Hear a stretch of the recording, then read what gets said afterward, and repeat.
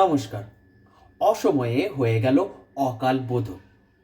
যা বাবা, ভাবছেন এখনো মহালয় হলো না, পুজোও দেরি আছে, তার আগে আমি অকাল বোধনের কথা কেন বলছি? আরে দাঁড়ান দাঁড়ান বলছি। তার আগে বলুন তো, আপনাদের কি কারোর মনে আছে 2016 সালের 8ই নভেম্বর কি হয়েছিল? আচ্ছা, যদি না মনে থাকে বলছি, তার আগে কিছু মানুষকে জিজ্ঞেস করে নেব কি তাদের মনে আছে কিনা। চলুন।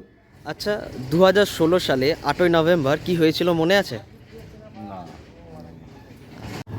আচ্ছা, আপনি কি জানেন 2016 সালে 8ই নভেম্বর কি হয়েছিল? জিএসটি লাগু হয়েছিল। উফ, বাপ রে বাপ, ইনারাও ভুলে গেছেন। আপনাদের বোধহয় কারোর কারোর কিছুটা মনে আছে। আচ্ছা, যাদের মনে নেই তাদের জন্যও বলে দিচ্ছি। 2016 সালের 8ই নভেম্বর সেই ঐতিহাসিক দিন, যেদিন আমাদের ভারতের প্রধানমন্ত্রী এসে বলেছিলেন, মিত্রোं, आज रात 12 बजे के बाद 500 और 1000 के नोट बंद होने वाले हैं। কি মনে পড়লো তো এবার? একদম ঠিক ধরেছেন। 8ই নভেম্বর হচ্ছে সেই দিন যেদিন ডিমনিটাইজেশন হয়েছিল, অর্থাৎ 500 এবং 1000-এর নোট রাতারাতি বন্ধ হয়ে গিয়েছিল।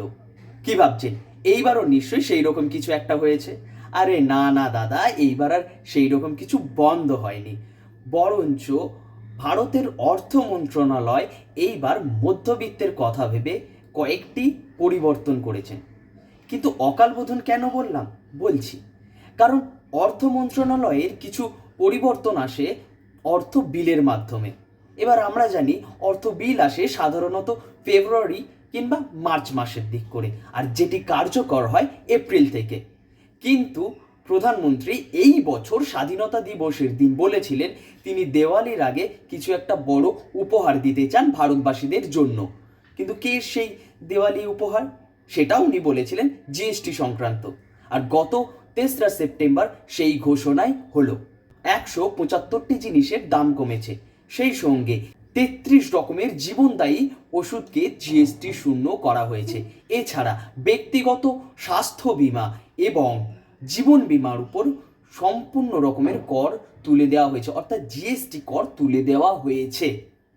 দুধ, ছানা, ঘি, পনির, খাতা, পেন, বিভিন্ন রকমের জিনিস, অর্থাৎ মধ্যবিত্তের কথা ভেবে প্রচুর জিনিসের উপর জিএসটি কমিয়ে দেওয়া হয়েছে। যেমন ফ্রিজ, টিভি, এসি, বিভিন্ন রকমের জিনিস, বিভিন্ন খাদ্যদ্রব্য, এইসব জায়গা থেকে জিএসটি কমিয়ে দেওয়া হয়েছে। এছাড়াও জিএসটির দুটি স্ল্যাব, অর্থাৎ 12 এবং 28% দুটি স্ল্যাব সম্পূর্ণরূপে তুলে দেওয়া হয়েছে। আরে দাঁড়ান দাঁড়ান, শুধু যে জিএসটি ট্যাক্স কমানো হয়েছে সেটাও না, কিছু জিনিসের উপর জিএসটি বাড়ানো হয়েছে। কি কি? ঠান্ডা পানীয় বস্তু, 350 সিসির উপর কোনো যদি আপনি বাইক নেন তার ট্যাক্স বাড়ানো হয়েছে। এছাড়াও যেগুলি বাড়ানো হয়েছে, যেমন লটারি, যাদের লটারি বদ অভ্যাস আছে তাদের জন্য এটি খুবই খারাপ খবর জানি, কিন্তু কিছু করার নেই। এছাড়াও বিড়ি, সিগারেট এবং গুটখা জাতীয় জিনিসের উপর ট্যাক্স বাড়ানো হয়েছে। কিন্তু আদেও কি এর ফলে জিনিসপত্রের বিক্রি কমবে? কি মনে হয়, আরেকবার যাবো নাকি? এই যে বলেছে 22 তারিখ থেকে নাকি বিড়ি, সিগারেট, লটারি সব কিছুর উপর ট্যাক্স বাড়াচ্ছে, কি মনে হচ্ছে যে এই সব বিক্রি বাটি আবার কমে যাবে না একই থাকবে? বেশি বিক্রি হবে।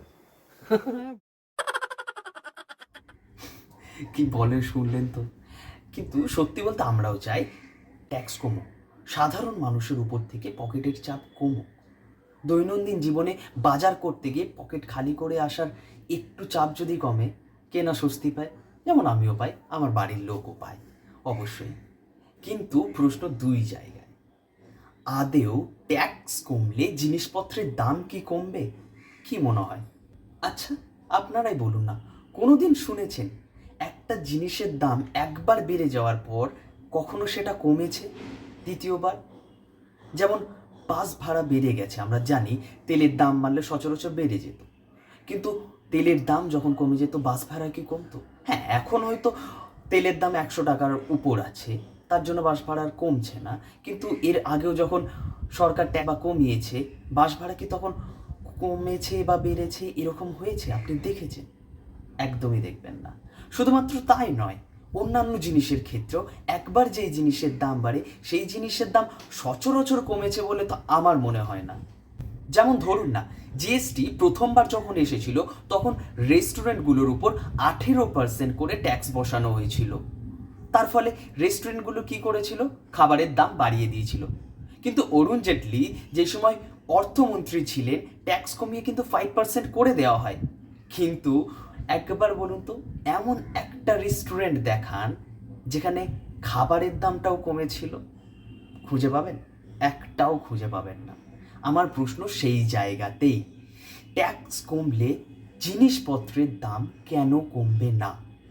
যেমন ধরে নেওয়া যাক, কোনো ওষুধের দাম ছিল 100 টাকা, যার ট্যাক্স ছিল 18%। সেখান থেকে ট্যাক্স যদি 0% হয়, সেই হিসেবে ওষুধের দাম করা উচিত 82 টাকা। কিন্তু আপনার কি মনে হয় ওষুধ কোম্পানি একেবারে 100 থেকে 82 টাকায় ওষুধের দাম নিয়ে আসবে?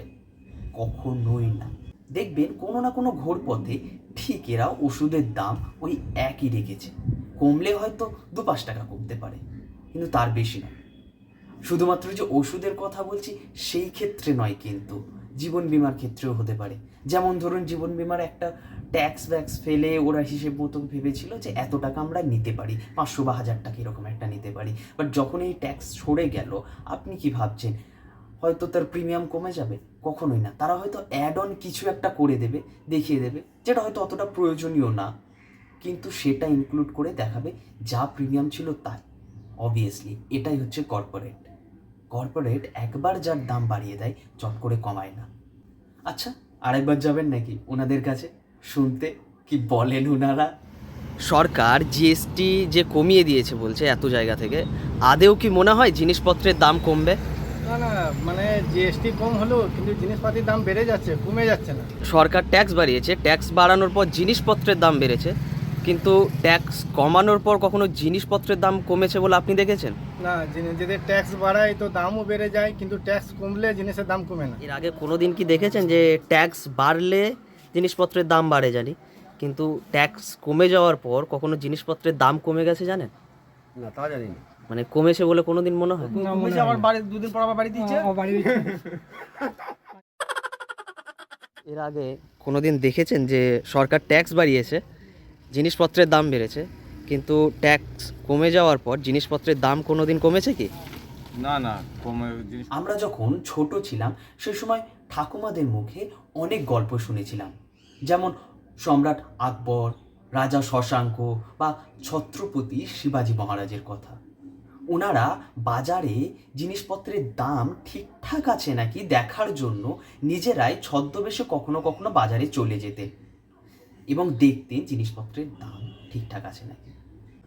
না, আমি প্রধানমন্ত্রীকে ছদ্মবেশে রাস্তায় আসতে বলছি না, কিন্তু ওনার কাছে তো ডিপার্টমেন্ট আছে ওনাদের। আমি চাই তারা একবার বাজারে এসে দেখুক। আপনারা হয়তো ট্যাক্স কমিয়েছেন, কিন্তু জিনিসপত্রের দাম কি কমেছে? সাধারণ মানুষগুলো স্বস্তির জন্য এইটুকু অন্তত করুন। আমার দ্বিতীয় প্রশ্ন এখানেই। জানি বিষয়টা একটু রাজনৈতিক হয়ে যাবে, বা অনেকে হয়তো আমাকে খারাপ কমেন্ট করবেন বা খারাপ কিছু বলবেন, বাট একটু ভাবুন ঠান্ডা মাথায়, ঠিক আছে? বাট একটু ভাবুন ঠান্ডা মাথায়। প্রধানমন্ত্রী বলেছেন শুধুমাত্র দীপাবলির উপহারের জন্যই নাকি এই জিএসটি ট্যাক্সের উপর ছাড় দিচ্ছেন। আচ্ছা, শুধুই কি এই দীপাবলির জন্য? অন্য কোনো ব্যাপার নেই তো? কেমন একটা ভোট ভোট গন্ধ পাচ্ছি না? একদম ঠিক ধরেছেন। 2025 সালে শেষের দিকে আছে বিহারে ভোট। এছাড়াও 2026 সালে 4টি রাজ্যে ভোট আছে: কেরল, অন্ধ্রপ্রদেশ, আসাম এবং আমাদের পশ্চিমবঙ্গ, যেইগুলিতে বিজেপির টার্গেট আছে। তার মধ্যে বিহার এবং বাংলা হলো প্রাইম টার্গেট। থাক, এই নিয়ে আমরা পরে কোনো একদিন আলোচনা করব। তার আগে শেষবারের মতো ওই মানুষগুলোর কাছে যাই, শুনে আসি ওনারা কি বলছেন। আপনার কি মনে হয় এই জিএসটি কমার পিছনে কি আছে? মোদি তো বলেছে নাকি দেওয়ালির জন্য জিনিসপত্রের দাম উনি কমাচ্ছেন উপহার হিসেবে। শুধু কি দেওয়ালির জন্য, না অন্য কোনো ব্যাপার আছে এর মধ্যে? এখন তো যেটা দেখতে পাচ্ছি সেটা হচ্ছে একমাত্র ভোটের কায়দা নিয়েই মানুষ লড়ছে। তাছাড়া কি দাম কমানো বাড়ানো সামান্য 19-20 এটা করছে, একমাত্র ভোটের লড়াই ছাড়া কিছুই দেখতে পাচ্ছি না।